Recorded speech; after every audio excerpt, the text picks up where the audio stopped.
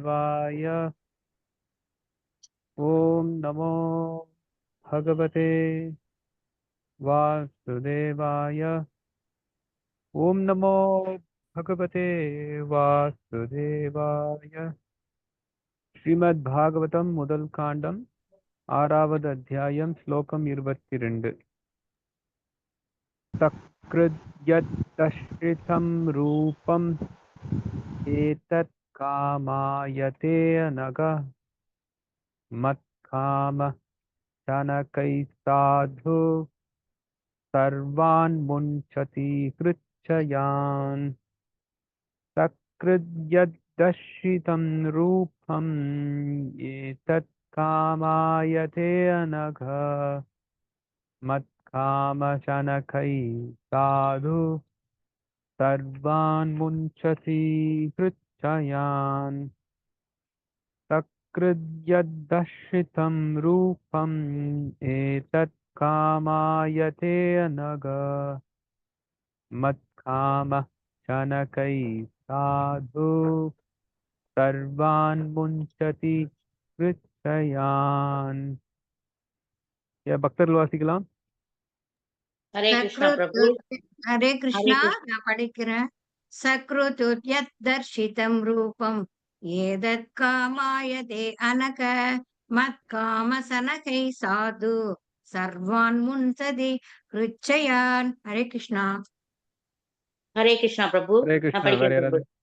நான் படிக்கிறேன் பிரபு.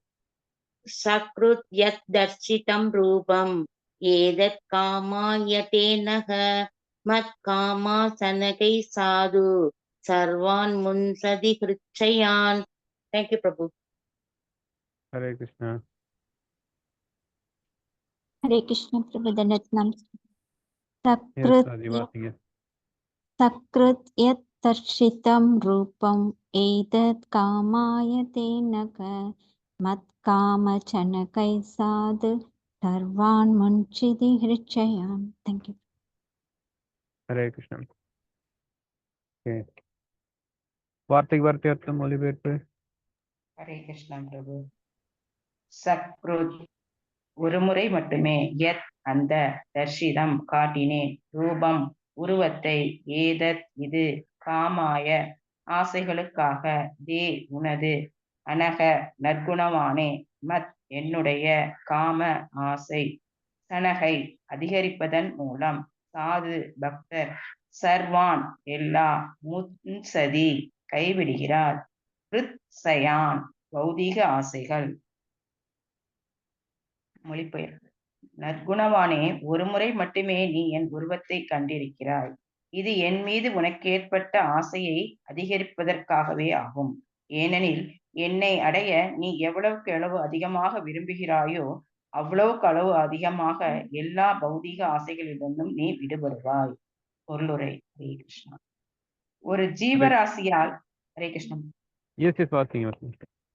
ஒரு ஜீவராசியால் ஆசைகளே இல்லாமல் இருக்க முடியாது. அவன் உயிரற்ற ஒரு கல்லல்ல. அவன் நிச்சயமாக செயலாற்றி கொண்டும் சிந்தித்து கொண்டும் உணர்ந்து கொண்டும் விருப்பப்பட்டு கொண்டும் தான் இருக்கிறான். ஆனால் அவனது சிந்தனையும் உணர்வும் விருப்பமும் பௌதீகமானவையாக இருக்கும் போது அவன் பந்தத்தில் சிக்கிக் கொள்கிறான். மாறாக அவனது உணர்வும் சிந்தனையும் விருப்பமும் பகவானின் தொண்டை பற்றியதாக இருக்கும் பொழுது அது அவனை படிப்படியாக எல்லா பந்தத்திலிருந்தும் விடுவிக்கிறது. எவ்வளவுக்கு எவ்வளவு அதிகமாக ஒருவர் பகவானின் உன்னத அன்பு தொண்டில் ஈடுபடுகிறாரோ அவ்வளவுக்கு அவ்வளவு அதிகமாக அவர் இதற்கான ஆவலில் இருக்கிறார். அதுவே பக்தி தொண்டிற்குரிய தெய்வீக தன்மையாகும். பௌதீக சேவை திகற்றிவிடும். ஆனால் பகவானின் ஆன்மீக தொண்டு திகட்டாது என்பதுடன் அதற்கு ஒரு முடிவும் இல்லை.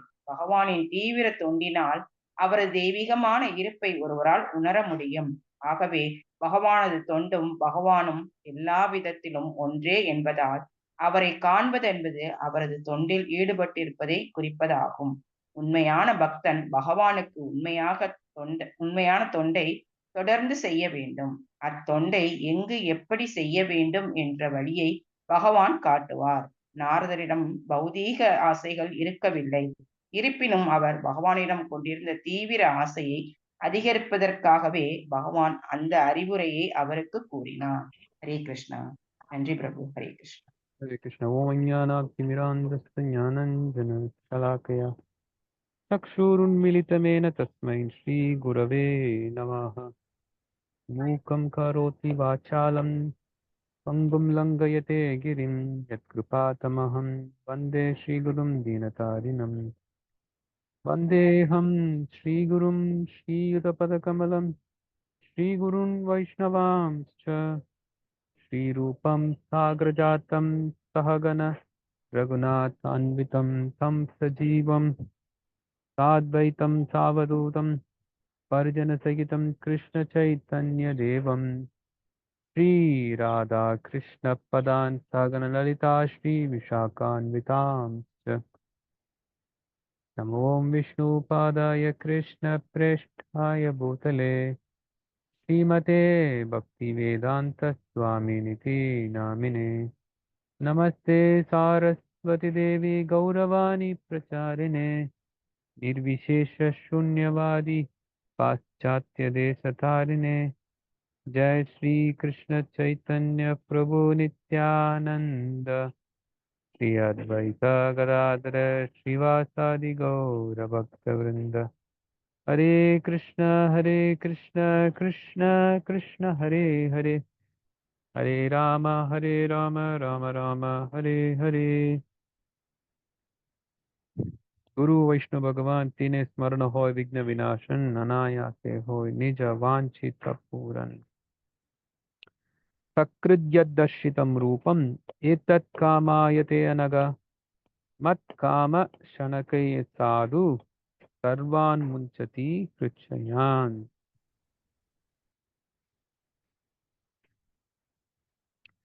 हरे कृष्ण।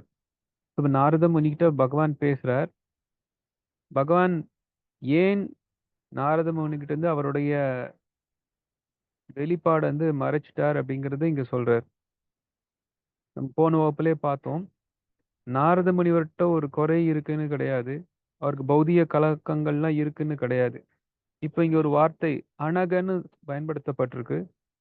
அனகங்கிற வார்த்தை பகவத்கீதையில கூட பயன்படுத்தப்படுது. அக அப்படின்னா பாவம், அனக அப்படின்னா பாவமற்றவர்னு அர்த்தம். இந்த இடத்துல அனக அப்படிங்கிறத ஒரு புண்ணியமான நபர் அப்படிங்கிறதும் சொல்லப்பட்டிருக்கு. ஸோ நாரத முனிவர் அவர் அனக, எந்த விதமான கலங்கமும் அவருக்கு கிடையாது. கலங்கமல்லாத ஒரு தூய நபர் தான் நாரத முனி. அப்போ ஏன் பகவான் அவர் முன்னாடி இருந்து மறைஞ்சிட்டார்? அவர் திவ்யமான தர்ஷிதம் ரூபம்னு சொல்லப்பட்டிருக்கு. அவரோட திவ்யமான தர்ஷனத்தை கொடுத்திருக்கார். அந்த திவ்யமான தர்ஷனத்தை ஏன் இப்ப அவர் மறைச்சிட்டார் அப்படின்னா, நாரத முனி அவருடைய ஆவலை அதிகரிக்கிறதுக்கு, பகவானை பார்க்கணும், பகவானுக்கு தொண்டு செய்யணுங்கிற அந்த ஆவலை அதிகரிக்கிறதுக்காக இந்த மாதிரி பகவான் வந்து அவர் முன்னாடி மறைஞ்சிட்டார் அப்படின்னு சொல்லி சொல்லப்பட்டிருக்கு. கிருட்சயான், எந்த வகையிலையுமே நாரத முனிவருக்கு பௌதிக ஆசைகள் கிடையாது. ஆனாலும் பகவானை பார்க்கணுங்கிற அந்த ஆவல் அதிகரிக்கும் போது பகவான் மேல உள்ள அன்பு அதிகரிக்குது. அப்போ இயற்கையாவே அவருக்கு அதிகமா தொண்டு பண்ணுங்கிற ஒரு எண்ணம் வரும். தொண்டு செய்யும் போது அதிகமான ஆவல் வருது, அதிகமான ஒரு பகவானை பார்க்கணுங்கிற ஒரு அந்த அன்பு அதிகரிக்குது.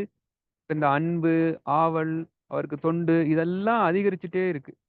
ஆன்மீக வாழ்க்கையிலேருந்து எப்பவுமே எல்லாமே அன்லிமிட்டடா தான் இருக்கும், எண்ணிலடங்காத இருக்கும். கடல் போல, இப்போ கடல்னாலே நம்ம வந்து அதுக்கு ஒரு எல்லை வரம்பு இல்லைன்னு நம்ம சொல்லுவோம். ரொம்ப ஆழமானது, நம்மளால அதை அளக்க முடியாதுன்னு சொல்லுவோம். ஆகாயத்தையும் நம்ம வந்து அளக்க முடியாதுன்னு நம்ம சொல்லுவோம் இல்லையா? அதே போல பகவானுக்கு பண்ணக்கூடிய ஒரு பக்தி தொண்டு அது எப்பவுமே அதிகரிச்சுட்டே இருக்குமா அது. இப்போ இந்த இடத்துல நாரத முனிவர் பகவான் வந்து பார்க்கணுங்கிற அந்த ஆவல் வந்து அதிகரிக்கிறதுக்காக தான் பகவான் மறைச்சிட்டார் அப்படிங்கிறத சொல்றார். இப்போ ஸ்ரீல பிரபுபாத் அந்த பொருளுரையில ஒரு வார்த்தையை பயன்படுத்துறார், மத் காமக, ஆசைகள் அப்படின்னு. பொதுவா ஆன்மீக வாழ்க்கை அப்படின்னா ஆசைகள் எல்லாம் கைவிடணும்னு சொல்லி சொல்லுவாங்க. கண்டிப்பா ஆசைகள் வந்து ஒரு ஆன்மீக வாழ்க்கையில இருக்கிறவருக்கு இருக்கக்கூடாது. அதற்காக ஒரு ஆசைகளற்ற ஒரு ஜடமா இருக்கிறது சாத்தியம் கிடையாது. ஸ்ரீல பிரபுபாதர் இந்த பொருளுரையில முதல்லயே சொல்றார், ஒரு ஜீவராசி அப்படின்னா அவன் ஆசைகள் இல்லாம இருக்க முடியாது அப்படிங்கிறார். அப்ப ஆசைகளே இல்லாம ஒரு ஜீவராசி இருக்க முடியாது அப்படின்னா, அப்ப ஏன் ஆசைகள கைவிடணும் அப்படின்னு சொல்லி வேதம் சொல்லுது. சாஸ்திரம்லாம் கிருஷ்ணரின் கீதையில காமயேஷ, குரோதயேஷ, ரஜோகுண சமுத்பவா, மகாஷனோ மகாபாப்மோ வித்தியேனம் ஹி வைனம்ங்கிறார். இந்த காமம் தான் எல்லா இதுக்கும் காரணம் அர்ஜுனா. இந்த காமம் பூர்த்தி ஆகல அப்படின்னா நமக்கு குரோதம் வருது, மோகம் வருது. அதற்கப்புறம் நமக்கு புத்தி மயங்கி போகுது. இந்த புத்தி மயங்கி போறனால நமக்கு வந்து எல்லா நாசமும் ஆயிடுது. சர்வநாசமும் வந்துடுது அப்படின்னு சொல்லி சொல்றார். அப்போ அ நமக்கு ஆசை அப்படிங்கிறது ஒண்ணு தேவையா தான் இருக்கு. ஆனா அந்த ஆசையின் காரணமா தான் நமக்கு குரோதம் எல்லாம் வந்து எல்லா கெட்ட இதுவும் வந்து நமக்கு நாசமாயிடுதுன்னு கிருஷ்ணர் கீதையில சொல்றாரு அப்படின்னா, அப்போ 2 வகையான ஒரு ஆசை இருக்குன்னு நம்ம தெரிஞ்சுக்கணும். பௌதிக ஆசைகள பட்டா நமக்கு எல்லா விதமான துக்கமும் வரும். ஆனா ஆன்மீக வாழ்க்கையில நம்ம நல்லா ஆசைப்படலாம்னு சொல்லி இருக்கு. ஆன்மீக வாழ்க்கையில ஆசைப்படணும். பௌதிக வாழ்க்கையில ஆசை இருக்கக்கூடாது. ஏன் அப்படின்னா, ஒரு ஜீவராசி வந்து இயற்கையாகவே அவன் ஆசைகளை கொண்டவன் தான் ஜீவராசி. ஒரு ஒரு உயிருள்ள ஒரு வஸ்துனா, அது கண்டிப்பா ஏதாவது ஒரு ஆசை இருக்கும். இப்போ ஆசைகளே இல்லாம இருக்கணும் அப்படின்னு ஒருத்தர் சொல்றாரு அப்படின்னா, அதுவே ஒரு ஆசை தானே!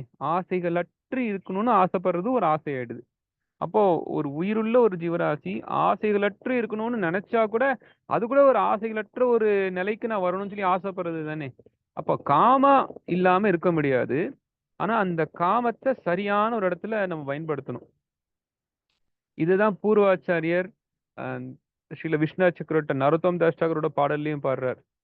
காம கிருஷ்ணார்ப்பணே.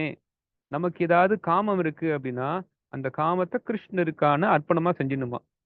நமக்கு வந்து ஒரு நல்ல கவிதை எழுதணும்னு ஒரு ஆசை இருக்கா? அந்த நல்ல கவிதை எழுதக்கூடிய திறமைய வைத்துக்கொண்டு, கிருஷ்ணர நல்லா புகழ் பாடணும். நமக்கு நல்லா பேசணுங்கிற ஆசை இருக்கா? தேவையில்லாம மைக் எடுத்துட்டு என்னென்னத்தையோ பேசுறது, அ ஊர் நடப்ப பேசுறது, நாட்டு நடப்ப பேசுறது, இல்ல தேவையில்லாத வதந்திய பேசுறது, இந்த மாரி எதுவுமே இல்லாம, கிருஷ்ணர புகழ்றதுக்கான நம்ம பேச்ச பயன்படுத்தணுமா. நமக்கு நல்லா சம்பாதிக்கணும்னு ஒரு ஆசை இருக்கா? சரி சம்பாதிக்கணுங்கிற ஆசை இருக்கு. ஆனா அந்த சம்பாதிக்கிற ஊதியத்த கிருஷ்ணருக்கு குடுக்கணும். இப்படி நம்மகிட்ட ஏதாவது ஒரு ஆசை இருக்கு அப்படின்னா, அத கிருஷ்ணருக்காக அர்ப்பணம் செய்யணும் அப்படின்னு சொல்லி இருக்கு. ஒரு தூய பக்தர் அவர் எந்த செயல் செஞ்சாலுமே அது கிருஷ்ணருக்காக தான் செய்வார். அந்த ஒரு தூய பக்தர் அவருக்குன்னு ஒரு ஆசை அப்படின்னு சொல்லி இருக்கிற ஒரு ஒண்ணு இருந்தா கூட, கிருஷ்ணருடைய ஆசைய பூர்த்தி பண்றது தான் அவரோட ஆசையா வைத்துக் கொள்வார். இப்ப நம்ம ஆன்மீக வாழ்க்கையில நமக்கு கூட ஏதாவது ஆசை இருக்கலாம். நம்ம வந்து விருந்தாவனம் போகணும். இல்ல நம்ம வந்து அ கிருஷ்ணருடைய பக்தர்கள நம்ம வந்து வீட்டுக்கு கூப்பிடணும். இல்ல நம்ம இந்த மாரி புத்தகங்கள்லாம் விநியோகம் பண்ணணும். இந்த மாரி நெறைய நமக்கு ஒரு ஆசைகள்லாம் இருக்கலாம். நான் இந்த இந்த இடத்துக்கு போய் யமுனையில போய் குளிக்கணும், இல்ல கங்கையில போய் குளிக்கணும், நவதீப் போகணும், ஜெகநாத் பூரி போகணும். அப்படின்னு சொல்லி நமக்கு நெறைய ஆசைகள் இருக்கலாம்.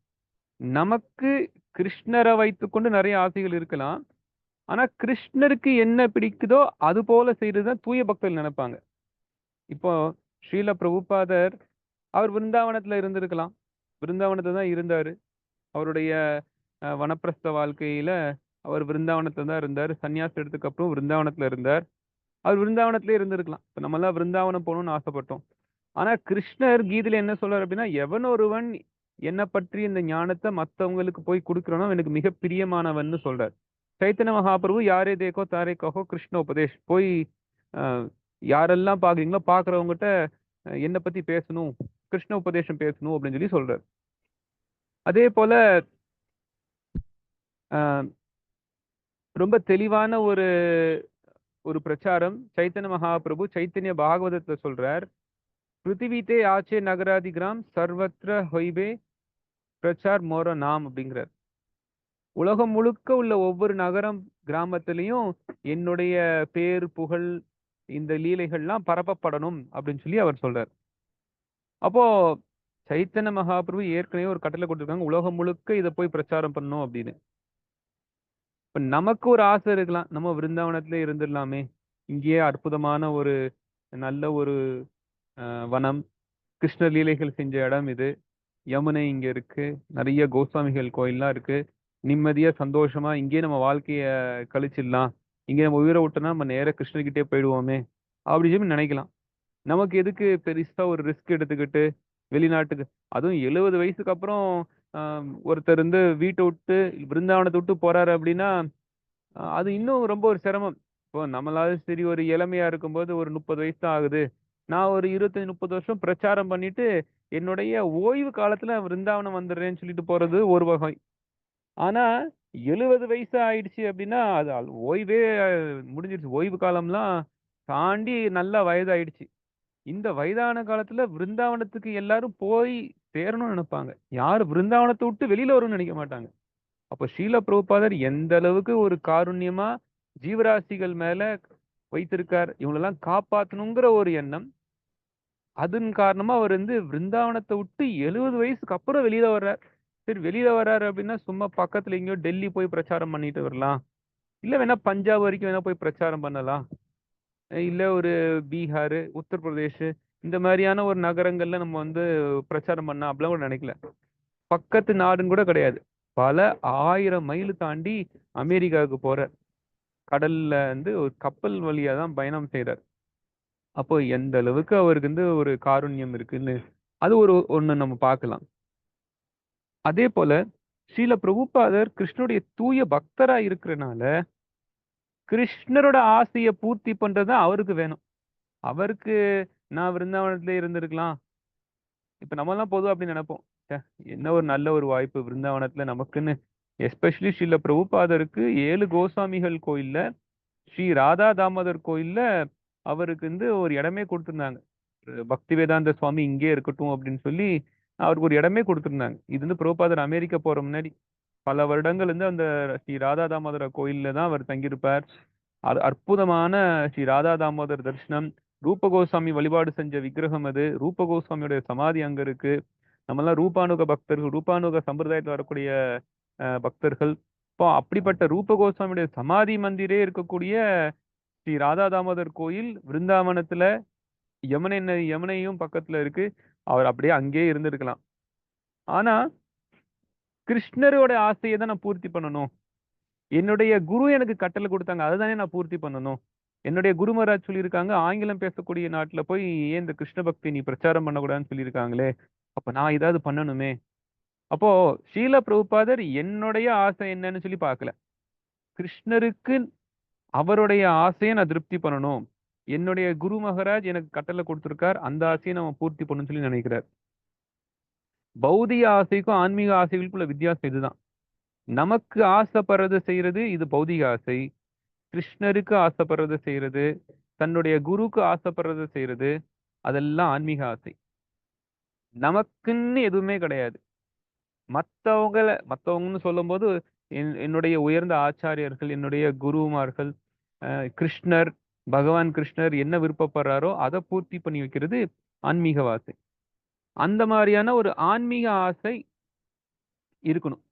நம்மளால ஜடமா இருக்க முடியாது, கண்டிப்பா ஒரு ஆன்மீகமான ஒரு நபர் இருக்கணும்.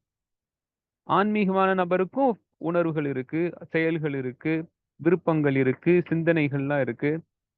ஒரு ஒரு ஜடத்துக்கு, ஒரு கல்லா இருக்கக்கூடியதுக்கு ஒரு சிந்தனை இருக்காது, அதுக்கு இந்த மாதிரியான ஒரு ஒரு விருப்பம், ஆசைகள், செயல்கள் எதுவுமே கிடையாது. நீங்க கல் எடுத்தீங்கன்னா நீங்க ஒரு இடத்துல தூக்கி போட்டீங்கன்னா அது எங்க இருக்கோ அங்கதான் அது எத்தனை வருஷம் ஆனாலும் அங்கே இருக்கும். யாராவது நகர்த்தினா மட்டும்தான் அது நகரும். ஆனா அப்படி கிடையாது. ஒரு உயிருள்ள நபர், உயிருள்ள நபர் அப்படின்னா அவர் இங்கங்கன்னு அவரால் செயல்பட்டு நடக்க முடியும், போக முடியும், சிந்திக்க முடியும், உணர்வு இருக்கும், அதே போல விருப்பங்கள்லாம் இருக்கும். இப்போ ஒரு ஜீவராசி அந்த மாதிரியான ஒரு ஆசைகள் கொண்டு இருக்கணும். இப்ப இந்த இடத்துல கிருஷ்ணர் என்ன சொல்றாருன்னு பாருங்க நாரதர்கிட்ட, மத் காமஹா, என் மேல் ஆசை அப்படின்னு சொல்லி சொல்றாரு. என் மேல ஆசை அதிகரிக்கிறதுக்காக உங்ககிட்ட நான் இப்ப பிரிஞ்சிருக்கேன்னு சொல்லி சொல்றாரு. அப்போ கிருஷ்ணர் காமங்கள் இருக்கக்கூடாதுன்னு சொல்லவே இல்ல, அவர் மேல காமத்தை வைக்கணுங்கிறார். நான் அப்பதான் சொன்னேனே, காம கிருஷ்ணார்ப்பனே, கிருஷ்ணருக்காக காமம் படுறது ரொம்ப நல்லது. அந்த காமத்தை தான் ஈடுபடணும். நம்மளால எந்த விதமான ஒரு சிந்தனையும் செயலும் செய்யாமல்லாம் இருக்க முடியாது, ஏதாவது நம்ம செய்யத்தான் செய்வோம். பட் அது கிருஷ்ணருக்காக இருக்கும்போது அது ரொம்ப நல்ல ஒரு அற்புதமான ஆயிடுது. அதுவும் எஸ்பெஷலி நமக்கு வந்து ஒரு ஒரு ஏக்கம் இருக்கு அப்படின்னா, அந்த ஏக்கம் வந்து ஒரு உண்டுதலா இருக்கும் கிருஷ்ணர் அடையறதுக்கு. இப்போ பௌதிக வாழ்க்கையில கூட பார்த்தீங்க அப்படின்னா, நமக்கு யாரையா விட்டு பிரிஞ்சிருக்கோம் அப்படின்னா, அவங்கள வந்து சேரணுங்கிற அந்த ஆவல் வந்து கொஞ்சம் ரொம்ப அதிகமா இருக்கும். அதே போல தான் இந்த நாரத முனிவருக்கு அந்த ஆவல கிருஷ்ணர் குடுக்குறாரு. அப்ப அந்த ஒரு ஆவல் இருக்குன்னா, நம்ம வந்து அதிகமான ஒரு தொண்டுல ஈடுவோம். ஓ! நான் கிருஷ்ணருக்கு ஏதாவது நம்ம தொண்டு செய்யணுமேன்னு அந்த தொண்டு நம்ம அதிகரிப்போம். ஸ்ரீல பிரபுபாத் அந்த பொருளுரையில இன்னொரு அற்புதமான ஒரு விஷயத்த போடுறார். பௌதிக தொண்டுக்கும், ஆன்மீக தொண்டுக்கும் உள்ள வித்தியாசத்த காமிக்கிறார். பௌதிகமான ஒரு தொண்டு நம்ம ஏதாவது செய்றோம் அப்படின்னா, நமக்கு அதுல கண்டிப்பா ஒரு விரக்தி தான் வந்து முடியும். நீ எந்த ஒரு செயல் எடுத்தாலுமே சரி. ரொம்ப பெரிய ஒரு பணக்காரன் ஆகணும்னு சொல்லி ஒரு முயற்சி செஞ்சாலுமே சரி, இல்ல ஒரு சாதாரண ஒரு அற்பமான ஒரு செயல செஞ்சாலுமே சரி, படிச்சாலும் சரி, வேலைக்கு போனாலும் சரி, சமைச்சாலும் சரி, அத அதுல பக்குவம் அடையறதுக்கான ஒரு சிறந்த முயற்சி நம்ம ஈடுபட்டாலுமே சரி, நமக்கு அதுலருந்து ஒரு திருப்திங்கிறது வரவே வராது. நம்ம பாகவதத்த தான் பார்க்கிறோமே. போன அத்தியாயத்துல தான் நம்ம பார்த்தோம். வேதவியாசர் லோக மக்களுக்காக அற்புதமான வேதங்களை எழுதினக்கு அப்புறம் கூட அவருக்கு வந்து திருப்தி வரலையாம். லோக சேமத்துக்காக ரொம்ப நல்ல ஒரு நயத்தோட வேதத்தையே எழுதினா கூட நமக்கு திருப்தி வராதுங்கிற பட்சத்துல, அப்ப நம்ம மத்த செயல்கள்ல செஞ்சா நமக்கு என்ன கிடைக்க போகுது? நீங்க மிகப்பெரிய பணக்காரர் ஆகணும்னு ஆசைப்படலாம். நீங்க ஒரு நாட்டோடைய ஆட்சியாளனா ஆகணும்னு கூட ஆசைப்படலாம். மிகப்பெரிய ஒரு பண்டிதன் ஆகணும்னு ஆசைப்படலாம். பணக்காரன் ஆகணும்னு ஆசைப்படலாம். இல்ல அம் நல்ல ஒரு குடும்பஸ்தன் கூட ஆசைப்படலாம். இந்த செயல்கள்ல நீங்க பக்குவமாயி வெற்றியே அடைஞ்சா கூட, ஸ்டில் நம்மளால அந்த திருப்திய அடைய முடியாது. ஏன் அப்டின்னா, அது எல்லாமே பௌதிகமான செயல்கள். ஆனா ஆன்மீக செயல்கள் அப்படி கிடையாது. ஆன்மீக செயல்கள் வந்து நமக்கு எப்பவுமே பரவசமான ஒரு திருப்தி நமக்கு குடுக்கும். பகவானுக்கு நம்ம தீவிரமான ஒரு தொண்டாற்றுறனால, பகவான அந்த இடத்துல நம்ம உணர முடியும்.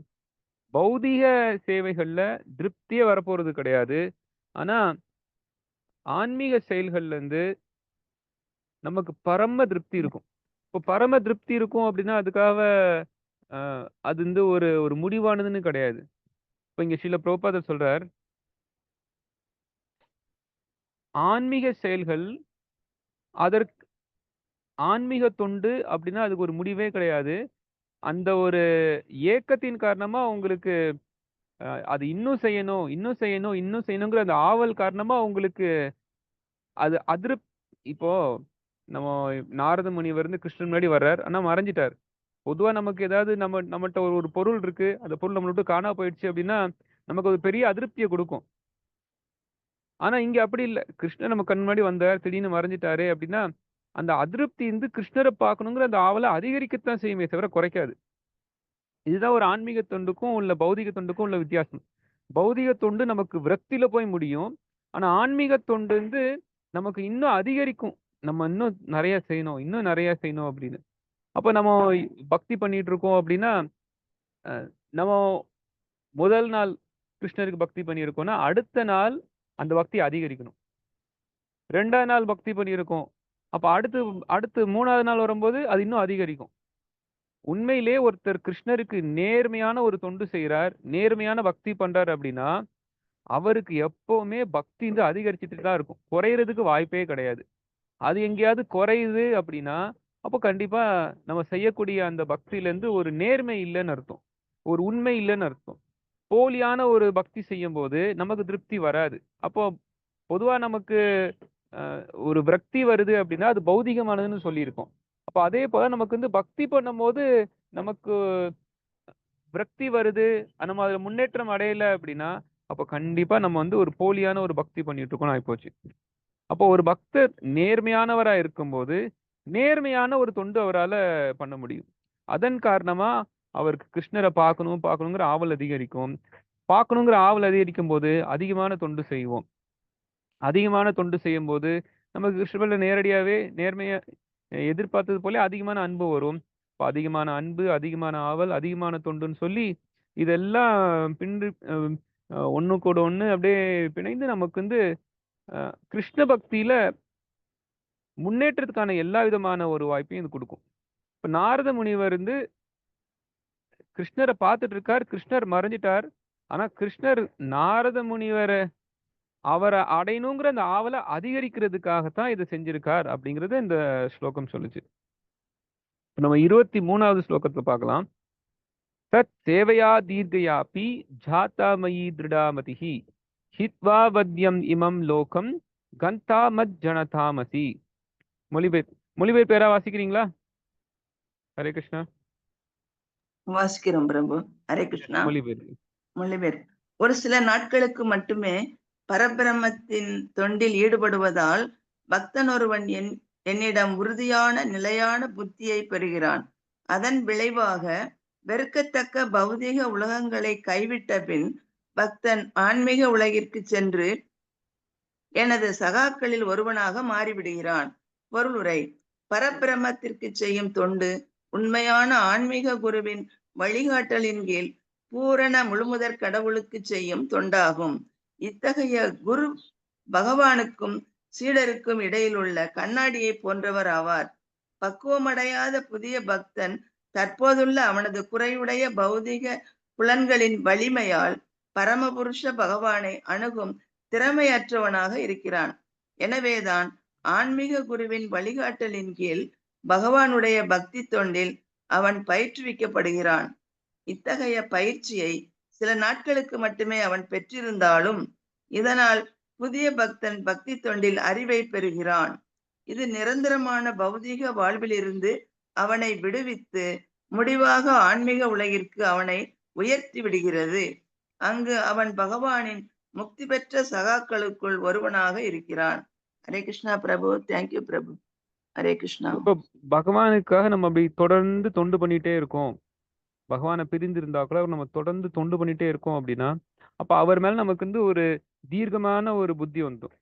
கிருஷ்ணர் அடையணுங்கிறது நமக்கு ஒரு தீர்க்கமான ஒரு புத்தி வந்துடும். அந்த தீர்க்கமான புத்தியின் காரணமா ஒரு நாள் பகவானுடைய திவ்யமான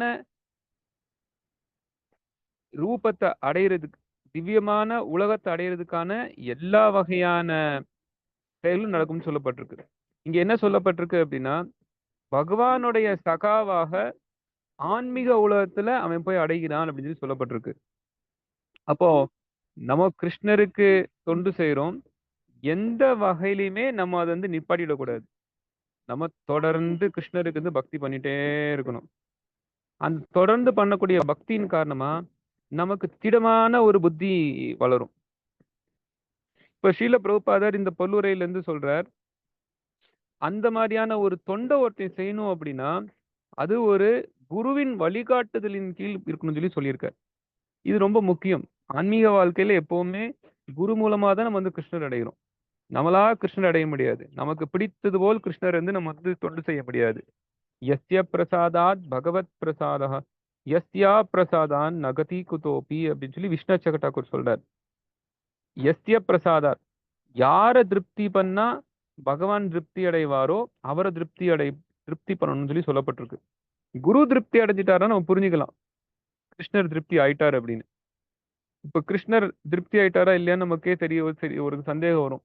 நான் நிறைய செயல்கள்லாம் செய்யறேன், இது பக்தி தொண்டுகள் இருக்கும் போலதான் எனக்கும் தெரியுது, இது பக்தி காரியமா தான் எனக்கு தெரியுது, ஆனா கிருஷ்ணர் திருப்தி ஆயிட்டாரா இல்லையாங்கிறது நான் எப்படி புரிந்து கொள்ளுவேன் அப்படின்னு சில பேர் கேள்வி கேட்கலாம்.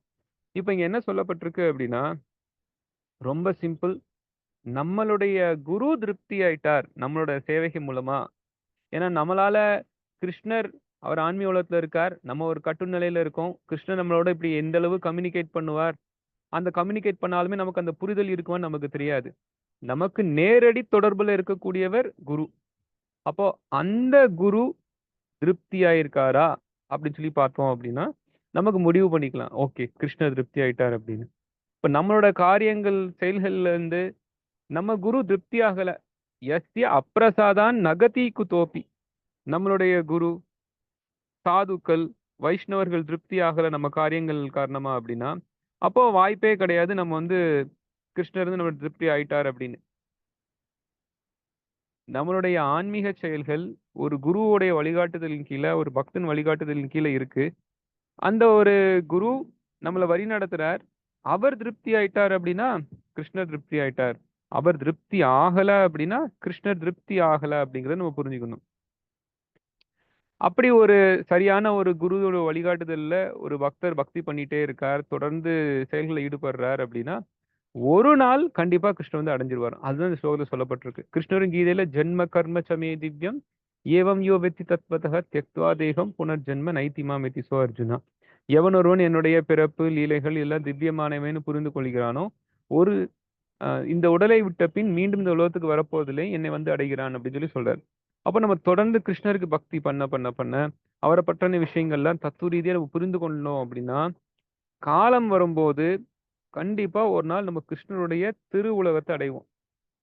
மீண்டும் பகவானுடைய வாசஸ்தலத்துக்கு நம்ம செல்வோம். அவருடைய நித்தியமான ஒரு சகாவா ஆறுவோம். இப்ப நம்ம ஏன் இதெல்லாம் நம்ம செய்யறோம்? இப்ப நீங்க வாரம் வாரம் பாகவதம் வகுப்பு நீங்க கேட்டுட்டு இருக்கீங்க. நீங்க தினசரி பகவானோட திருநாமத்தை சொல்லிட்டு இருப்பீங்க. தினசரி நீங்க வந்து ஸ்ரீமத் பாகவதம் படிச்சிட்டு இருக்கீங்க. இதெல்லாம் நம்ம எதுக்கு நம்ம செய்றோம்? ஃபைனலி பகவானுடைய வாசஸ்தலத்தை அடையணும், பகவானுடைய திருப்பாதத்தை அடையணும், பகவானுக்கு நித்தியபடி இந்த உலகத்தை விட்டு நம்ம தப்பிச்சு அவருடைய உலகத்தை அடையணுங்கிறதுக்காக தான் செய்யறோம்.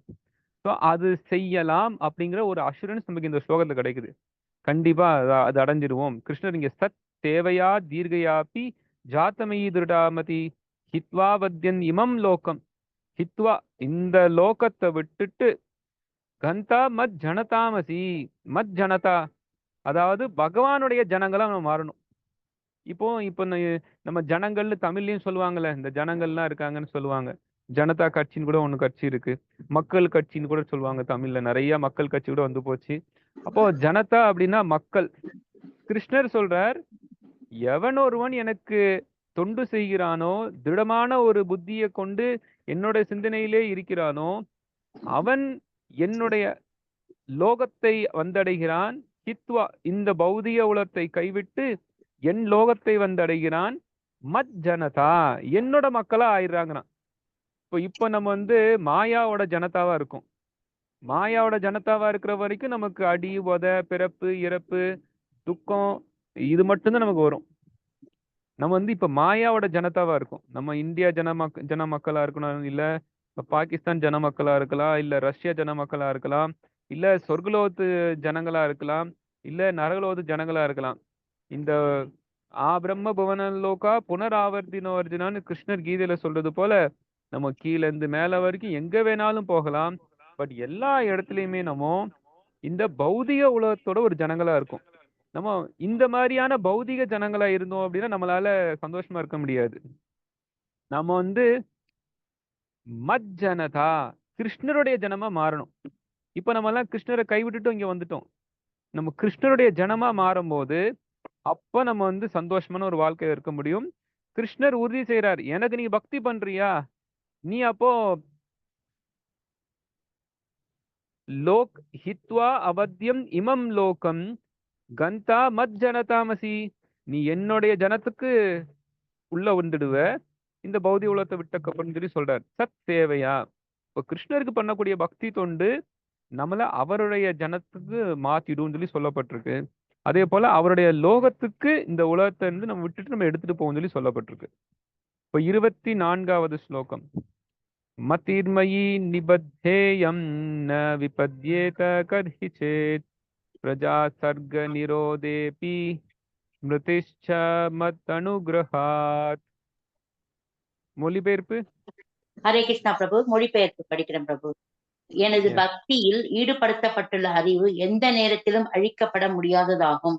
சிருஷ்டி மற்றும் அழிவு காலங்களிலும் கூட என் கருணையினால் உனது நினைவாற்றல் தொடர்ந்து இருக்கும். பொருளுரை. பரமபுருஷ பகவானுக்கு செய்யும் பக்தி தொண்டு ஒருபோதும் வீணாவதில்லை. பரமபுருஷர் நித்தியமானவர் என்பதால் அவரது தொண்டிலோ அல்லது அவருக்கு சம்பந்தம் உள்ள வேறு எதிலோ உபயோகிக்கப்படும் அறிவும் நிரந்தரமானதாகும். பிறவிதோறும் பரமபுருஷருக்கு செய்யும் இத்தகைய பக்தி தொண்டு திரட்டப்பட்டு பக்தன் முழு பக்குவத்தை அடையும் பொழுது அவனது மொத்த சேவையும் கூட்டப்பட்டு பரமபுருஷ பகவானின் சகவாசத்தில் நுழைவதற்கு அவனை தகுதியுள்ளவனாக ஆக்குகிறது. இவ்வாறு திரட்டப்படும் பகவத் தொண்டு ஒருபோதும் அழிந்து விடுவதில்லை. பக்தன் முழு பக்குவத்தை அடையும் வரை அது அதிகரித்து கொண்டே போகிறது. ஹரே கிருஷ்ணா பிரபு. தேங்க்யூ பிரபு. இப்ப இன்னொன்னு இங்க சொல்லப்பட்டிருக்கு, பகவானுக்கு செய்யக்கூடிய அந்த பக்தி தொண்டு எந்த நேரத்திலையும் அது அழியாது. இது கிருஷ்ணர் கீதையிலே சொல்றார், சொல்பாபியஸ்த தர்மஸ்ய திராயத்தோ பகவதோ பயாத். கிருஷ்ணர் சொல்றார், கொஞ்சம் செஞ்சா கூட உனக்கு எப்பவுமே கூட இருக்குங்கிறார். கொஞ்சம் செஞ்சினா கூட அது எப்பவுமே உனக்கு கூட தான் இருக்கும். அது எந்த வகையிலும் அது அழிக்கப்படாது. இது அடுத்த பிறவின்னு கிடையாது. படைப்பின் ஆரம்பத்துல கூட இப்போ பிரம்மா பாத்தீங்கன்னா, ரெகுலரா படைச்சுட்டே இருக்கார். ரெகுலரா அழிக்கிறார் அவர். அவர் எப்பல்லாம் தூங்க போறாரோ, அப்பல்லாம் இந்த இந்த லோகங்கள் எல்லாமே தண்ணியால மூடப்படுது. அப்ப ஒரு பிரளயம் நடக்குது. அப்புறம் மறுபடியும் அவர் எந்திரிக்கிறார். அப்போ மறுபடியும் ஒரு படைப்பு வருது. அவர் முழுமையா இறந்து போனதுக்கப்புறம் இந்த பிரபஞ்சமே முடக்கப்படுது. அப்புறம் மறுபடியும் பிரம்மா வந்து தோன்றுகிறார். இப்ப மறுபடியும் அடுத்த ஒரு படைப்பு வருது. இந்த மாரி பூத்வா பூத்வா பிரலீயத்தே அப்படின்னு சொல்லி கிருஷ்ணர் கீதையில சொல்றது போல, பல தடவ படைப்பு வருது, பல தடவ அழிவு வருது. ஆனா, எந்த நேரத்திலயும் சரி, நீங்க கிருஷ்ணருக்கு ஏதாவது தொண்டு பண்ணியிருந்தீங்கன்னா, அது உங்களுடைய கிரெடிட்ல எப்பவுமே இருக்கும். அது எந்த வகையிலயுமே உங்கள விட்டு போயிடாது. இப்ப நம்ம இங்க ஸ்ரீமத் பாரதத்துல நம்ம வந்து பல இடத்துல நம்ம பார்க்கலாம். எப்படி கிருஷ்ணருக்கு பண்ணக்கூடிய தொண்டு வந்து, நமக்கு பிறவிதோறும் நம்ம கூட வருது அப்படின்னு. நம்ம ஒரு அற்புதமான ஒரு கதை ஸ்ரீமத் பாகவதத்துல இருக்கு. கஜேந்திர மோக்ஷம்னு கேள்விப்பட்டிருப்போம். இந்த கஜேந்திரா அப்படிங்கிற ஒரு யானை, அது ஒரு யானை. ஆனா முற்பிறவில இந்திரத்யும்ன மகாராஜரா அந்த கஜேந்திர யானை இருந்தது. இந்திரத்யும்ன மகாராஜர் கிருஷ்ணருக்கு அற்புதமான பக்தி தொண்டு பண்ணிட்டு இருந்தார். அவர் ஒரு ராஜாவா பாண்டிய தேசத்துல இருந்தா கூட, அதெல்லாம் கைவிட்டுட்டு கிருஷ்ணரை நோக்கி அவர் வரணும்னு சொல்லி காட்டுக்கு வந்து ஜபம் தியானம் பண்ணிட்டு இருக்கார். தியானத்தின் போது அவர அறியாமலே அங்க அகஸ்திய முனிவர் வந்திருக்கார். எனக்கு சரியான ஒரு மரியாதை செலுத்தலன்னு சொல்லி அகஸ்திய முனிவர் வந்து அவருக்கு சாபம் கொடுக்கிறார். இந்த மாரி ஒரு ஒரு சாதுக்கு ஒரு நமஸ்காரம் பண்ண தெரியலன்னா ஒரு ஜடமா இருக்கனே, அப்ப ஜடத்திலே சிறந்த விலங்கா இருக்கக்கூடிய ஒரு யானையா பிறக்கட்டும் அப்படின்னு சொல்லி அவர் சாபம் கொடுக்கிறார். அப்புறம் அடுத்த பிறவி ஒரு யானையா பிறக்கக்கூடிய ஒரு நிலைமை அவருக்கு வருது. அப்படிப்பட்ட ஒரு ஒரு யானையா அவர் பிறந்தா கூட, ஸ்டில் பகவான் வந்து அவர் மறக்கல. அவருக்கு பிரார்த்தனை பண்றார். கஜேந்திர பிரார்த்தனை அப்படின்னு சொல்லியே பாகவதத்துல இருந்து ஒரு அத்தியாயம் இருக்கு. எப்படி அற்புதமா ஒரு யானை வந்து பகவானை நோக்கி ஒரு பாடல் வைக்குது அப்படின்னு. அப்போ இது முற்பிறவில பகவானுக்கு பண்ண அந்த பக்தி தொண்டு, அடுத்த பிறவில கூட அவர் ஒரு யானையா பிறக்கும்போது கூட அவருக்குன்னு அந்த பாடல்கள்லாம் இருக்கு அப்படின்னு சொல்லி சொல்லப்படுது. அப்போ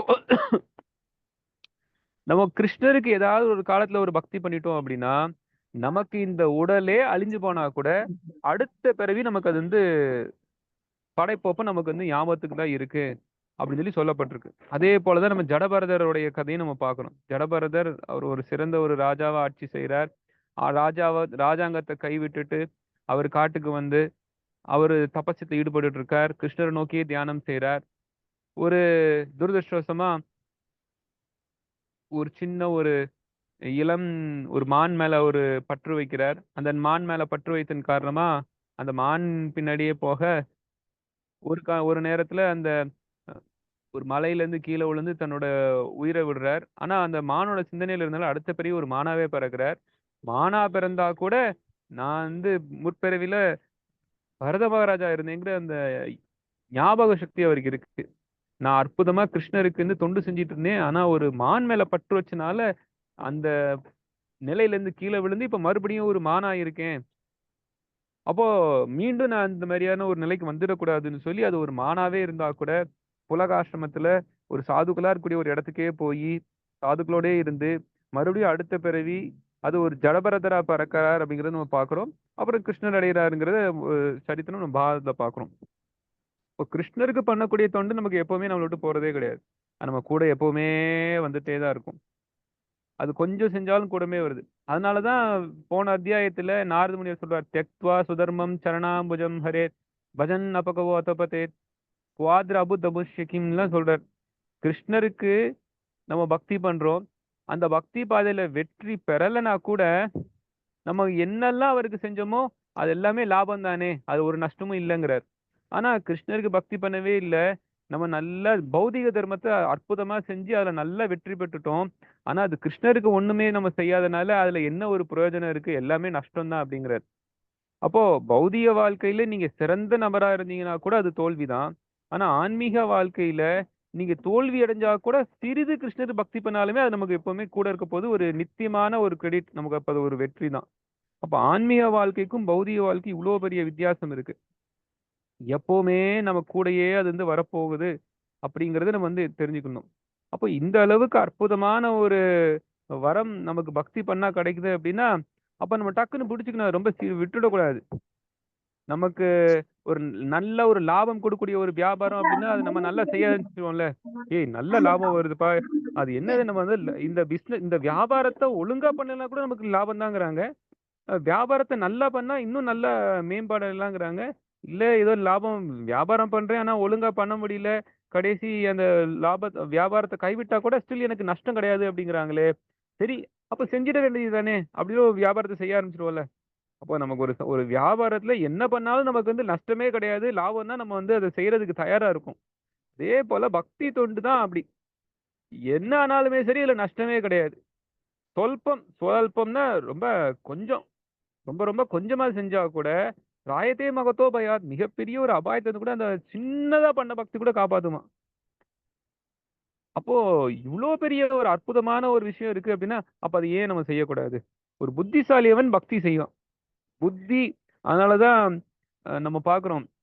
"கிருஷ்ண பஜே சே ஏ படா சதுர்" அப்படின்னு சொல்லப்பட்டிருக்கு. சதுர் அப்படின்னா புத்திசாலி. படா சதுர் ரொம்ப புத்திசாலி அப்படின்னா, கிருஷ்ண சே பஜே. கிருஷ்ணர வழிபாடு செய்வானாம். ஒரு புத்திசாலினா கிருஷ்ணர வழிபடுவான். ஒரு ஜடம், ஒரு புத்தி இல்லாதமா இருக்கிறவங்க, ரொம்ப மந்தத்துல இருக்கிறவங்க, புத்தி கெட்டவங்க, முட்டாளா இருக்கிறவங்க மட்டும் தான் கிருஷ்ண வழிபாடு செய்ய மாட்டாங்க. கிருஷ்ணர வழிபாடு செய்றாங்கன்னா, அவங்க ரொம்ப சூப்பரான இன்டெலிஜென்ட் பெர்சன். அ இது வந்து "யஞ்ஞை சங்கீர்த்தன பிராயை யஜந்தீஹி சுமேதசஹ" அப்படின்னு சொல்லி பாகவத்திலேயே ஒரு ஸ்லோகம். சுமேதசஹ நல்ல ஒரு மேதாவியா இருந்தா மட்டும் தான் இந்த சைத்தன்ய மகாபிரபு சங்கீர்த்தன இயக்கத்துல பங்கேற்றுக் கொள்வாங்களாம். இது ஒண்ணும் ஒரு சாதாரண ஒரு செயல். புத்தி வேணும். புத்தி இருக்கிறவன் கிருஷ்ணருக்கு தொண்டு செய்வான். கிருஷ்ண பக்தியில ஈடுபடுவான். அப்படிப்பட்ட ஒரு விஷயம் இந்த பக்தி. இது ஒண்ணும் ஒரு சாதாரண விஷயமே கிடையாது. எந்த காலத்திலயும் அழியாதது கிருஷ்ணருக்கு பண்ணக்கூடிய தொண்டு. இப்போ இன்னும் ஒரு ஸ்லோகம் பார்த்து நம்ம வகுப்ப முடிச்சுக்கலாம். 25வது ஸ்லோகம். "யதாவத் உக்தோ பரராம தன்மஹத் பூதம் நபோலிங்கம் அலிங்கமீஸ்வரம் அகம் ச தஸ்மை மகதா மஹீயசே சிஷ்ருநாவநாமம் விததே அனுகம்பிதः." மொழிபெயர்ப்பு. ஹரே கிருஷ்ண பிரபந்தனஸ். Yes, ma'am. ஒளி வடிவமானவரும் கண்களுக்கு காணப்படாதவரும் ஆனால் மிகவும் அற்புதமானவருமான அப்பரம அதிகாரி பேசுவதை நிறுத்திக் கொண்டார். நான் நன்றியுணர்வுடன் சிரம் தாழ்த்தி அவருக்கு வணக்கம் செலுத்தினேன். பொருளுரை: பரமபுருஷ பகவான் காணப்படவில்லை, ஆனால் அவரது குரல் மட்டும்தான் ஒலித்தது என்பதில் எந்த வேறுபாடும் இல்லை. பரமபுருஷர் அவரது சுவாசத்தினால் 4 வேதங்களையும் உண்டாக்கினார். அவர் வேதங்களின் தெய்வீக ஒளியின் வாயிலாக காணவும் உணரவும் படுகிறார். அதைப் போலவே பகவத்கீதை பகவானின் ஓசை வடிவம் ஆகும். இவைகளின் ஒத்த தன்மையில் எந்த வேறுபாடும் இல்லை. அதாவது தெய்வீகமான இவ்வோசையை விடாப்பிடியாக ஜெபிப்பதால் பகவானை காணவும் கேட்கவும் முடியும் என்பது இதன் முடிவாகும். தேங்க்யூ. ஹரே கிருஷ்ணா. இது ஒரு முக்கியமான ஒரு ஸ்லோகம். பகவான பார்க்கறதும் சரி, கேட்கறதும் சரி எல்லாமே ஒண்ணுதான். நம்ம வந்து பகவான பார்க்க தான் செய்யணும் அப்படின்னு நம்ம வந்து நினைக்கக்கூடாது. இப்ப நாரத முனிவர்ட்ட இருந்து பகவான் வந்து பார்க்கல. அவர் வந்து உபதேசங்கள் தான் குடுத்திருக்கார். உபதேசங்கள் மூலமா எப்பவுமே பார்க்க முடியும். இப்போ கிருஷ்ணர நம்ம இப்ப பார்க்கணும் அப்படின்னா 5000 வருஷம் முன்னாடி இந்த உலகத்துக்கு கிருஷ்ணர் வந்துட்டு போனார். இல்ல நம்ம கிருஷ்ணர பார்க்கணும் அப்படின்னா அவருடைய அர்ச்சா விக்கிரகம் பகவானுடைய அர்ச்சா விக்கிரகம் மேல முழு நம்பிக்கை இருக்கும்போது நம்ம அர்ச்சா விக்கிரகத்தை நம்ம போய் பார்க்கும்போது கிருஷ்ணரை நம்ம பார்க்கிறோம். ஆனா கிருஷ்ணருடைய பகவத்கீதை, ஸ்ரீமத் பாகவதத்தை கேட்கும்போது அதுவும் நேரடியா தொடர்புக்குள்ள வருது. நம்ம எப்பவுமே நம்ம பார்வைக்கு முக்கியத்துவம் குடுக்கக்கூடாது. இப்ப நமக்கு வேதங்கள் இப்போ நீங்க பாகவதத்துல 6வது காண்டம் எடுத்தீங்கன்னா, வேதோ நாராயணா சாக்ஷாத் அப்படின்னு சொல்லி ஒரு ஸ்லோகம் உண்டு. வேதம்ங்கிறது பகவானுடைய மூச்சு அப்படின்னு. ஸ்ரீபாத மத்வாச்சாரியர் பிரம்ம மத்வ கௌடிய சம்பிரதாயத்துல இருக்கக்கூடிய முதல் ஆச்சாரியர், ஒரிஜினல் ஆச்சாரியர், ஆதி ஆச்சாரியர்னு நம்ம சொல்றோம். அவர் சொல்றார், இந்த வேதம்ங்கிறது பகவானுடைய திருவாயிலிருந்து வரக்கூடிய சப்தங்கள் அப்படின்னு சொல்லி சொல்றார். அப்போ வேதம் அப்படின்னா பகவான் வந்து பேசுறாருன்னா அது வேதம் ஆயிடுது. இப்போ வேதம்ங்கிறது பகவானுடைய பேச்சு தான் அது. அதுல எந்த விதமான ஒரு சந்தேகமும் கிடையாது. இப்போ அது அவர் பேச்சுன்னு சொல்லலாம், இல்ல நம்ம இங்க அவரோட மூச்சுன்னு சொல்லலாம். இன்ஃபேக்ட் வேதத்துல அதுவும் சொல்லப்பட்டிருக்கு. பகவானுடைய மூச்சு அப்படியே அது வேதமா வருது அப்படின்னு. அப்போ அந்த வேதம் சப்த பிரமாணம். அதுல ஒண்ணும் இப்ப நம்ம வேதத்தை பார்க்கிறோம் அப்படின்னா, வேதங்கள்ல என்ன அப்படின்னா அது வார்த்தைகள் இல்லையா? இப்ப நமக்கு நிறைய ரூபங்கள்லாம் இருக்கு. இப்ப நம்ம இது இந்த வண்ணத்துல இருக்கு அப்படின்னா, நம்ம அது அது ஒரு ரூபம்னு சொல்லுவோம். அது ஒரு ஒரு ஷேப். நம்ம நம்ம பார்வைன்னு பார்க்கும்போது, அந்த பார்வையிலேருந்து நெறைய கலர்ஸ் இருக்கு. அது வந்து பச்சை, ஊதா, மஞ்சள், சிவப்பு, கருப்பு, வெள்ளை அப்படின்னு சொல்லி நெறைய வண்ணங்கள் இருக்கு. இது பார்வை மூலமா நமக்கு தெரியுது. இப்போ பார்வை நம்ம பார்க்கும்போது, அதுல வெறுமனே வண்ணங்கள் தான் இருக்கு அப்படின்னு கிடையாது.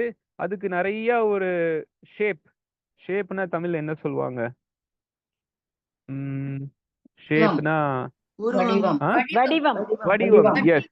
வடிவம். வடிவம். அது ஒரு உருவம். வட்டமான வடிவம், இல்ல ஒரு ம். சதுரம், இல்ல அது ஒரு ட்ரையாங்கிளா இருக்கு, அது நேரா இருக்கு, அது ஒரு கோணலா இருக்கு, அ இல்ல அது வந்து அம் ஒ ஒரு எக்லிப்ஸ் போல இருக்கு, ஒரு ஒரு பிறை நிலா போல இருக்கு, முழு நிலா போல இருக்கு. இந்த மாரி நெறைய வடிவங்கள் இருக்கு. அப்ப நம்ம பார்வை செய்யும்போது அதுக்கு வடிவங்கள் இருக்கு, அதுக்கு வண்ணங்கள்லாம் இருக்கு. அ ஆனா, வேதத்திலிருந்து அந்த மாரியான ஒரு ஒரு வடிவம், இல்ல அதுக்கு ஒரு வண்ணம்லாம் கிடையாது. அது சப்தங்களா இருக்கு. அது வந்து வார்த்தைகளா இருக்கு. அந்த வார்த்தைகள் எல்லாமே அம் ஒவ்வொரு சொற்கள், இந்த மாரியான ஒரு கூட்டா இருக்கக்கூடிய ஒரு இதுதான் நம்ம வந்து வேதம்னு சொல்றோம். அப்போ இதுக்கு வந்து சப்த பிரமாணம்னு பேரு. பகவான் வந்து நமக்கு அந்த சப்தத்த குடுத்திருக்காரு. அந்த சப்தத்த வைத்து நம்ம வந்து பகவான புரிந்து கொள்ளணும். பகவான பார்க்கிறது, பகவான் வந்து அ ரொம்ப அற்புதமான மேகக்ஷியாமம்னு சொல்லுவாங்க. நல்ல ஒரு மேக வர்ணத்துல அவர் இருக்கார். ஒரு எப்படி ஒரு மழை பெய்யும்போது ஒரு கருமேகம் தோன்றுமோ, அதே போல பகவானுடைய திருவண்ணம் இருக்கும் அப்படின்னு சொல்லி சொல்லப்பட்டிருக்கு. அதே போல அவருக்கு திரிபங்க ரூபம். அவருடைய உடம்புல பார்த்தீங்கன்னா 3 இடத்துல வளைவுகள் இருக்கும்னு சொல்லப்பட்டிருக்கு. வேணும் கொணந்தம் அரவிந்தல லாயதாக்ஷம். அவருடைய கையில இருந்து ஒரு புல்லாங்குழல் வைத்திருப்பார். அத அவர் உதடுல வைத்திருப்பார். அதே போல அவரோட தலையிலிருந்து ஒரு அழகான ஒரு ஒரு மயில் ரேகை இருக்கும். ஒரு பீத்தவர்ணம். ரொம்ப நல்ல ஒரு மஞ்சள் நிற ஒரு வண்ணத்துல அவர் வந்து ஒரு அழகான ஒரு தோத்தி கட்டியிருப்பார். ஒரு ஆடை அணிந்திருப்பார் அப்படின்னு சொல்லி பட்டிருக்கு. அப்புறம் அவர் வைஜெயந்தி மாலா போட்டிருப்பார். அ கௌஸ்துபா அப்படிங்கிற ஒரு மணி அவருடைய அ மார்புல இருக்கும். ஸ்ரீவஸ்து ஸ்ரீவஸ்தம் அப்படின்னு சொல்லி லக்ஷ்மி தேவி ஒரு ஒரு சில்வர் லைனிங்ல அவருடைய மார்புல இருப்பாங்கன்னு சொல்லி ஸ்ரீவஸ்தவா அப்படின்னு சொல்லி அது ஒண்ணு இருக்குன்னு சொல்லப்பட்டிருக்கு. இந்த மாதிரி பகவானுடைய அ வர்ணனைகள்லாம் சொல்லப்பட்டிருக்கு. பட் அது நமக்கு வந்து அவர பார்க்கும்போது வரக்கூடியது. ஆனா அப்படிப்பட்ட ஒரு வர்ணனை கூட வேதத்துல சப்தமா சொல்லப்பட்டிருக்கு. அவர் இந்த வண்ணத்துல இருப்பார். நம்ம இத கேட்கும்போது அவர் எந்த ரூபத்துல இருப்பார்ங்கிறத நம்ம புரிந்து கொள்ள முடியும். அப்போ வேதோ நாராயணோ சாக்ஷாத். நம்ம வந்து வெறுமனே பார்வைக்கு தான் முக்கியத்துவம் குடுக்கணும்னு கிடையாது. இன்ஃபாக்ட் வேதத்துக்கு ஸ்ருதின்னு தான் பேரு. இப்போ பார்வை அப்படின்னா அதுக்கு வந்து அ என்னன்னு சொல்லலாம்? அது சமஸ்கிருதத்துல சக்ஷு. நம்ம ஒண்ண பார்க்குறோம் அப்படின்னா, அந்த கண்கள் மூலமா நம்ம பார்க்குறோம். தர்ஷனம்னு கூட நம்ம சொல்லுவோம். இன்ஃபாக்ட் அ சத்தர்ஷனம் அப்படின்னு சொல்லி கூட ஒண்ணு இருக்கு. சத்தர்ஷனம் அப்படின்னா 6 வகையான பார்வைகள்னு அர்த்தம். ஆனா அந்த 6 வகையான பார்வைகள்னா என்ன அர்த்தம் அப்படின்னா, அந்த 6 வகையான பார்வைகள எப்படி நம்ம புரிந்து கொள்றது? இது வந்து பார்வைனா, அ நம்ம புரிதல் அப்படிங்கிறத தர்ஷனம்னு சொல்லப்பட்டிருக்கு. அப்போ சாஸ்திரத்துல தரிசனம்னு சொன்னா கூட, அத எப்படி வேதத்து மூலமா பார்க்கணும்னு சொல்லி சொல்லப்பட்டிருக்கு. அதனால தான் நம்ம வந்து சாஸ்திர சக்ஷு அப்படின்னு சொல்லி சொல்லுவாங்க. சாஸ்திர சக்ஷு அப்படின்னா, நம்ம பகவான பார்க்கணும் அப்படின்னா, சாஸ்திரம் மூலமா பார்க்கணும்னு சொல்லப்பட்டிருக்கு. இப்போ சாஸ்திரம்ங்கிறது சப்தம். ஆனா பகவான பார்க்கிறதுக்கு கண்கள் வேண்டியிருக்கு. ஆனா நீங்க சாஸ்திரத்த நீங்க கண்ணால பார்க்க முடியாது, காதால கேட்க முடியும். அப்போ காதால நீங்க பகவான பார்க்கணும் அப்படின்னு சொல்லி சொல்லப்பட்டிருக்கு. அப்போ அ நம்ம வேதத்துக்கு முக்கியத்துவம் குடுக்கணும். நம்ம பார்வைக்கு முக்கியத்துவம் குடுக்கக்கூடாது. நம்ம பார்வையிலேருந்து அது வந்து சரியா இருக்குமான்னு நமக்கு சொல்ல முடியாது. ஆனா வேதம் எந்த வகையிலயும் அதுல இருந்து தவறு கிடையாது. அந்த வேதத்தை வைத்து நம்ம வந்து பகவானை புரிந்து கொள்ள பார்க்கணும் அப்படிங்கிற ஒரு அடிப்படையான ஒரு தத்துவம். ஆன்மீக வாழ்க்கையில இது ரொம்ப அடிப்படை. நம்ம கிருஷ்ணரை தெரிஞ்சுக்கணும் அப்படின்னா சாஸ்திரம் சொல்லுச்சுன்னா தான் கிருஷ்ணரை தெரிஞ்சுக்கிற முடியும். நான் யாருங்கிறதே எனக்கு தெரியாது, அதுக்கே சாஸ்திரம் தான் சொல்லுது. நம்ம ஆத்மா அப்படிங்கிறதே நம்ம சாஸ்திரம் தான் நமக்கு சொல்லுது. கிருஷ்ணர் யாரு அப்படின்னா அதுவும் நமக்கு தெரியாது. கிருஷ்ணர் தான் பரமபுருஷ பகவான்னு தான் அதுவும் நமக்கு சாஸ்திரம் தான் சொல்லுது. எனக்கும் கிருஷ்ணருக்கும் உள்ள உறவு என்ன அப்படின்னா அதுவும் நமக்கு தெரியாது. நான் கிருஷ்ணருடைய நித்தியமான ஒரு தொண்டன் அப்படிங்கிறது நமக்கு சாஸ்திரம் தான் சொல்லுது. நான் என்ன செய்யணும் அப்படின்னா அவருக்கு தொண்டு செய்யணும் அப்படிங்கிறது நமக்கு சாஸ்திரம் சொல்லுது. அவர் என்ன செய்யறாரு அப்படின்னும் அதுவும் நமக்கு சாஸ்திரம் தான் சொல்லுது. அவர் எங்க வசிக்கிறாரு அப்படின்னா அதுவும் நமக்கு சாஸ்திரம் தான் நமக்கு சொல்லுது. அப்ப நமக்கு எல்லா பிரமாணமும் சாஸ்திரம் தான் நமக்கு சொல்லுது. அப்போ நமக்கு இந்த வேதம் கொடுக்கக்கூடிய இந்த சப்த பிரமாணத்துக்கு நம்ம முக்கியத்துவம் கொடுக்கணும். நம்ம பார்த்து புரிஞ்சு கொள்ளணும் அப்படின்னு நம்ம நினைக்க கூடாது. நம்ம தொட்டு புரிஞ்சுக்கணும், உணரணும் அப்படின்னு நம்ம நினைக்க கூடாது. நமக்கு வேதம் சொல்றதை நம்ம சொல்லி அதை நம்ம கடைபிடிச்சோம்னாலே நமக்கு அனுபவம் வந்துடும். ஸ்வானுபாவம். இப்போ சுகதேவ கோஸ்வாமி ஸ்ரீமத் பாகவதத்தை வேதவியாசர் கேட்கிறார். கேட்டுட்டு அதை முழுமையா ஏற்றுக்கொண்டார். ஏற்றுக்கொண்டதுக்கு அப்புறம் அவருக்கு அனுபவம் வந்துருச்சு. இது அற்புதமான ஒரு விஷயம். பகவான் நல்லா உணர்ந்துட்டார். எப்படி? வெறுமனே கேட்டு அதை ஏற்றுக்கொண்டனாலேயே அவர் நல்லா அனுபவித்துட்டார் அப்படின்னு சொல்லி சொல்லப்பட்டிருக்கு. அதே போல நம்ம நல்ல வேதத்தை கேட்கணும். இப்ப நமக்கு வேதம் அப்படிங்கிறது பகவத்கீதை, பாகவதம். குறிப்பா நம்ம பாகவதம் தான் இப்ப நம்ம பாக்குறோம். பாகவதம் வெறுமனே இந்த பாகவதத்தை நம்ம தினசரி படிக்கிறது மூலமாகவே நம்ம கிருஷ்ணர் நல்லா அனுபவிக்க முடியும். அனுபவத்துல கிருஷ்ணரை புரிந்து கொள்ளணும் அப்படின்னா நம்ம கோவில்கள் போய் நிறைய தீர்த்த யாத்திரைகள்லாம் போய் அனுபவிப்போம் அப்படிலாம் கிடையாது. தானே ஸ்திதா ஸ்ருதிகதாம் தனுவான் மனோபி அஜிதோ ஜிதோபியஸ்ட தை ஸ்திரிலோக்கியாம் அப்படின்னு பிரம்மதேவர் சொல்றார். பிரம்மா சொல்றார், வெறுமனே இருந்த இடத்துக்குள்ள இருந்தே பகவானை பத்தின விஷயங்களை படிக்கிறது மூலமாகவே அஜிதான்னு அழைக்கப்படக்கூடிய யாராலையும் வெற்றி கொள்ள முடியாத அந்த பகவான் வெற்றி கொள்ள முடியும் அப்படின்னு சொல்லி சொல்றாரு. பகவானை வெற்றி கொள்ளணும் அப்படின்னா வெறுமனே பாகவதம் படிக்கிறது மூலமாகவே வெற்றி கொள்ள முடியுமா? அவ்வளவு பெரிய ஒரு அற்புதமான ஒரு விஷயம் இந்த ஸ்ரீமத் பாகவத்தை நம்ம படிக்கிறது. அந்த பாகத்தை இப்ப பாகவதங்கிறது வேதம் தானே. இந்த சப்தமான இந்த ஸ்ரீமத் பாகவத்தை படிக்கிறது மூலமா நம்ம ரொம்ப அற்புதமா உயர்ந்த கதியான பகவானுடைய திருவாசஸ்தலத்தை அடைய முடியும். ஹரே கிருஷ்ணா. ஸோ ஏறக்குறைய 12 மணி ஆயிடுச்சு. நான் இந்த வகுப்பை இதோட முடிச்சுக்கிறேன். ஏதாவது கேள்விகள் இருக்கா? ஏதாவது கேள்விகள்?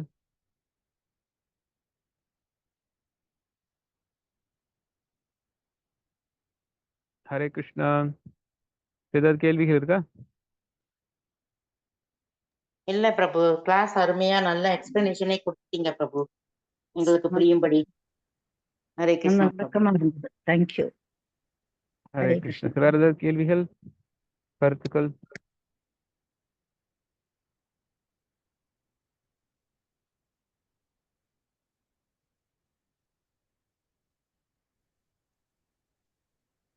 ஹரே கிருஷ்ணா பிரபு. எஸ் மதனி. பகவான் எப்போதும் நம்மளை கம்யூனிகேட் பண்ணிட்டே இருப்பாருன்னு சொன்னீங்கல்ல பிரபு, அது எதன் மூலியமா நாம உணர முடியும் பிரபு? ஹரே கிருஷ்ணா. ஸோ பகவான் அகம் ஹிருதயேஷு சன்னிவிஷ்டங்கிறார். அவரோட ஹிருதயத்துல எப்பவுமே நம்ம கூட இருந்துட்டு தான் இருக்காரு. எப்பவுமே நம்மள கண்காணிச்சுட்டு தான் இருக்காரு. அதுல சந்தேகமே கிடையாது. அவர் நம்மகிட்ட ஏதாவது கம்யூனிகேட் பண்றார் அப்படின்னா அதை எப்படி புரிந்து கொள்றது?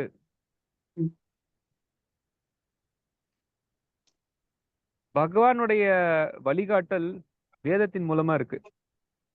பகவான் நம்ம முதல்ல எப்படி வழிகாட்டுவார் அப்படின்னா, ஃபர்ஸ்ட் நம்மள ஒரு பக்தர்கிட்ட கூட்டுருவார். பிரம்மாண்ட பிரமித்தே ஏ கோன பாக்யவான் ஜீவ் குரு கிருஷ்ண பிரசாதே பயா பக்தி லதா பீச். நமக்கு ஆன்மீக வாழ்க்கையில ஃபர்ஸ்ட் என்ன கிடைக்கும் அப்படின்னா பக்தியுடைய விதை கிடைக்கும். பக்திங்கிற அந்த விதை நமக்கு கிடைக்கும். அந்த பக்தி விதை எப்படி கிடைக்குது அப்படின்னா கிருஷ்ணரும் ஒரு குருவுடைய கருணையினால கிடைக்குது அப்படின்னு. அப்போ அந்த ஆரம்பத்துல கிடைக்கக்கூடிய அந்த பக்தி விதை நமக்கு குரு மூலமா தான் நமக்கு ஹிருதயத்துல நட்டப்படுது. நமக்கு ஒரு விதை கிடைச்சுன்னா நம்ம நம்மளுடைய நிலத்துல போய் போடுவோம்.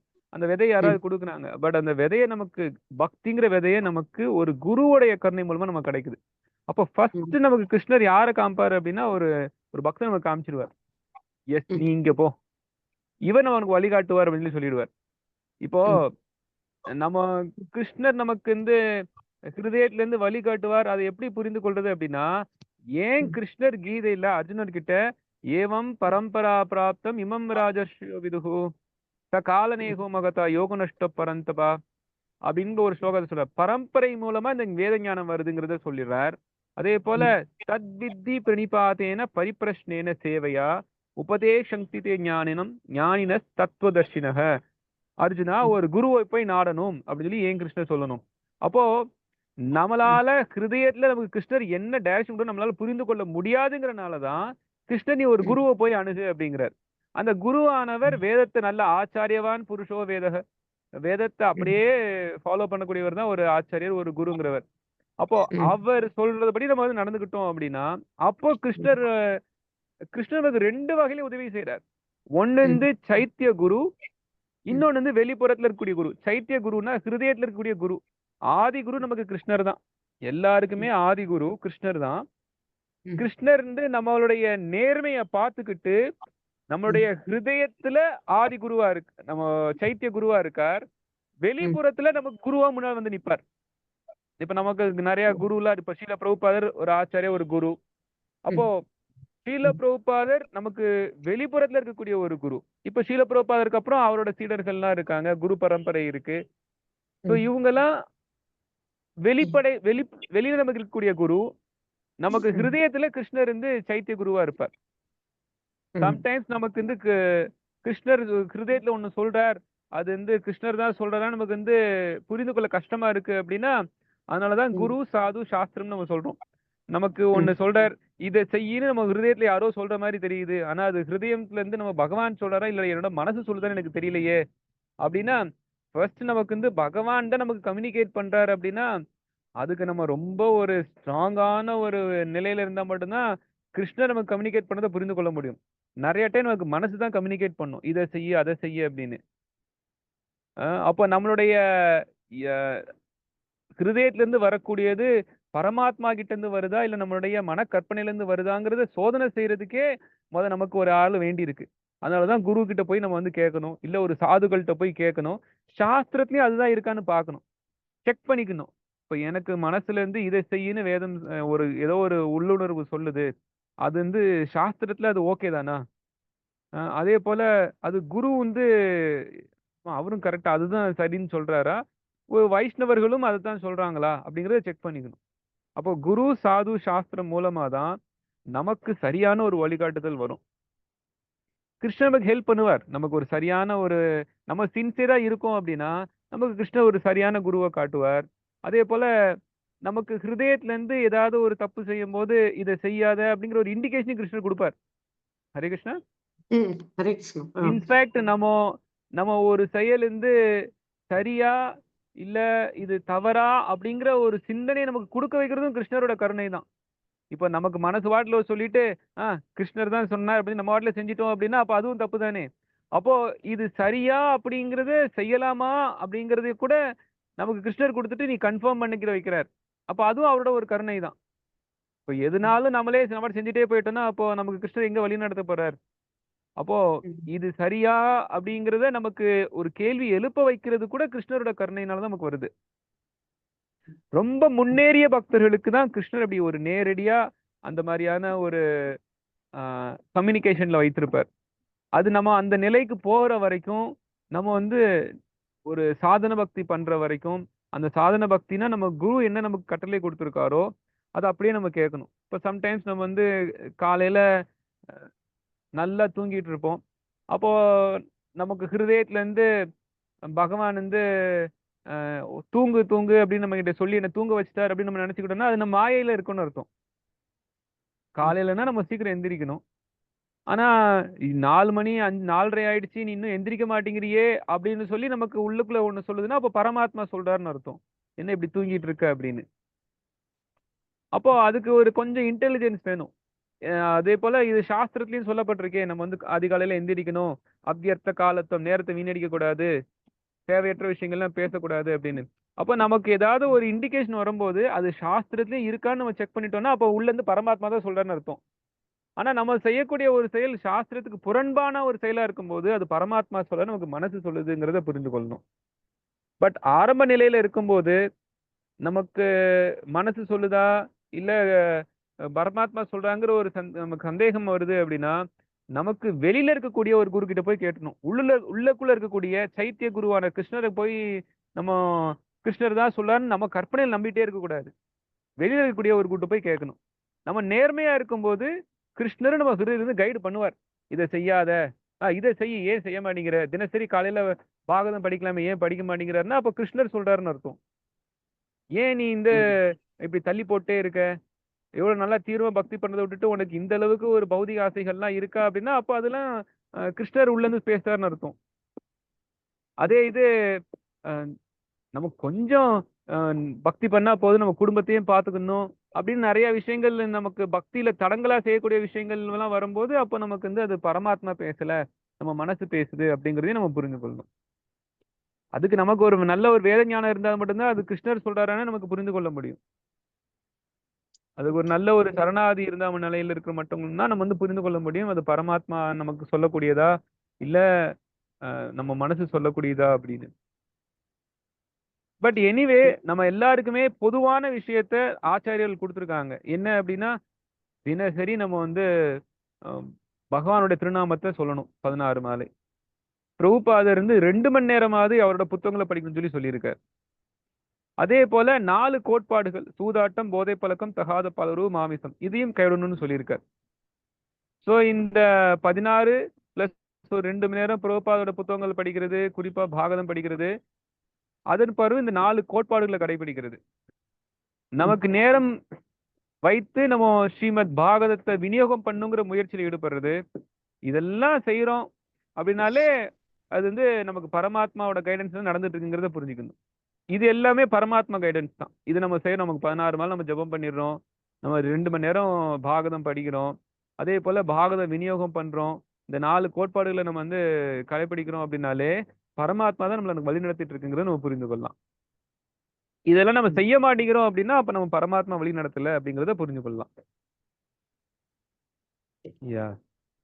ரொம்ப நன்றி குருஜி. ஹரே கிருஷ்ணா குருஜி. தெளிவா ரொம்ப அருமையா சொல்லி கொடுத்தீங்க குருஜி. ஹரே கிருஷ்ணா. ஹரே கிருஷ்ணா. Okay fine. நம்ம அடுத்த கிளாஸ்ல மீண்டும் நம்ம பார்க்கலாம். ஹரே கிருஷ்ணா. ஸ்ரீமத் பாகவதம் கி ஜெய். ஸ்ரீல பிரபுபாத கி ஜெய். ஹரே கிருஷ்ணா கிருஷ்ண கிருஷ்ண ஹரே ஹரே, ஹரே ராம ராம ராம ஹரே ஹரே. ஹரே கிருஷ்ணா. ஹரே கிருஷ்ணா பிரபு. தேங்க் யூ பிரபு. ஹரே கிருஷ்ணா. தேங்க் யூ பிரபு. ஹரே கிருஷ்ணா பிரபு. தேங்க் யூ பிரபு. ஹரே கிருஷ்ணா. ஹரே கிருஷ்ணா.